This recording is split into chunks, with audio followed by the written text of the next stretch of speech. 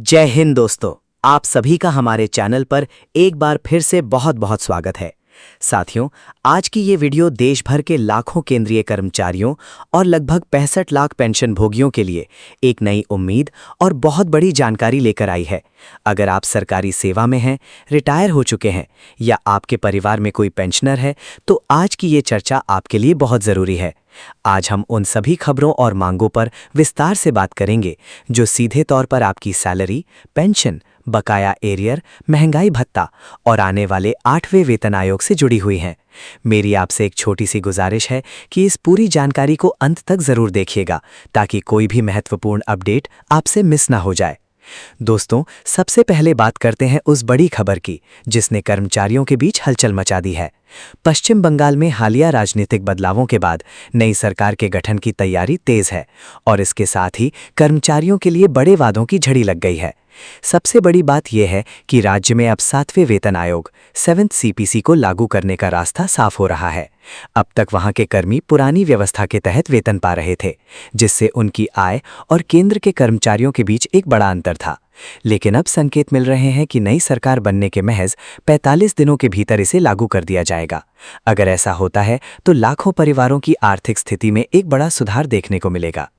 इसके अलावा महंगाई भत्ते और महंगाई राहत को लेकर भी एक बड़ा वादा किया गया है।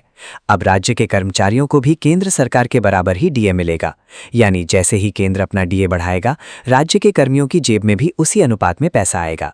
साथ ही जो बकाया एरियर लंबे समय से अटका हुआ है, उसे भी प्राथमिकता के आधार पर देने का भरोसा दिया गया है, जिससे कर्मचारियों को एक मुश्त मोटी रकम मिलने की संभावना बन रही है। अब नजर डालते हैं 8वें वेतन आयोग 8th पे कमीशन से जुड़ी उन मांगों पर जो इन दिनों गलियारों में गूंज रही हैं।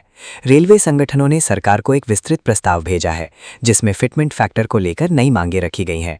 इसमें लेवल 1 के लिए 2.92 और लेवल 6 से 8 के लिए इसे 3.50 तक ले जाने की बात कही गई है। कर्मचारी संगठनों की कोशिश है कि इस बार वेतन संरचना को पूरी तरह से बदला जाए। इसके अलावा न्यूनतम वेतन में बड़ी बढ़ोतरी, सालाना इंक्रीमेंट को 3% से बढ़ाकर 5% करना और प्रमोशन के वक्त 2 एक्स्ट्रा इंक्रीमेंट देने जैसे सुझाव भी दिए गए हैं। साथ ही हाउस रेंट अलाउंस HRA को भी शहरों के हिसाब से 10% से 40% तक करने की मांग शामिल है। दोस्तों, डाकघर खाता धारकों के लिए भी एक डिजिटल राहत की खबर है। अब आप घर बैठे इंटरनेट बैंकिंग के जरिए अपने खाते में नॉमिनी का नाम जोड़ियां बदल सकते हैं। पहले इसके लिए दफ्तरों के चक्कर काटने पड़ते थे, लेकिन अब ये सुविधा पूरी तरह ऑनलाइन और वैध है, जिससे आपका रिकॉर्ड तुरंत अपडेट हो जाएगा। साथियों, अब बात करते हैं 11 मई 2026 की उस ऐतिहासिक बैठक की जो केंद्र सरकार और नेशनल काउंसिल के बीच पूरे 5 साल बाद होने जा रही है। इस बैठक में पेंशन वृद्धि और मेडिकल सुविधाओं जैसे गंभीर मुद्दों पर चर्चा होगी। खास बात यह है कि उम्र के हिसाब से पेंशन बढ़ाने का प्रस्ताव है, जैसे 65 साल की उम्र पर 5% और 75 साल पर 15% की बढ़ोतरी। साथ ही मेडिकल अलाउंस को 1000 रुपए से बढ़ाकर 3000 रुपए करने और फैमिली पेंशन के दायरे को बढ़ाने जैसी मानवीय मांगे भी इस मीटिंग का मुख्य हिस्सा होंगी। अंत में पेंशनर्स के लिए कम्यूटेशन रिकवरी की मियाद को 15 साल से घटाकर 12 साल करने और एडिशनल पेंशन की उम्र सीमा को 80 साल से घटाकर 65 साल करने की मांग भी जोर पकड़ रही है। तर्क यह है कि बढ़ती उम्र में स्वास्थ्य खर्च बढ़ जाते हैं, इसलिए ये राहत जल्द मिलनी चाहिए। वहीं 18 महीने के बकाया एरियर का मामला अभी भी विचाराधीन है, जिस पर सबकी नजरें टिकी हैं।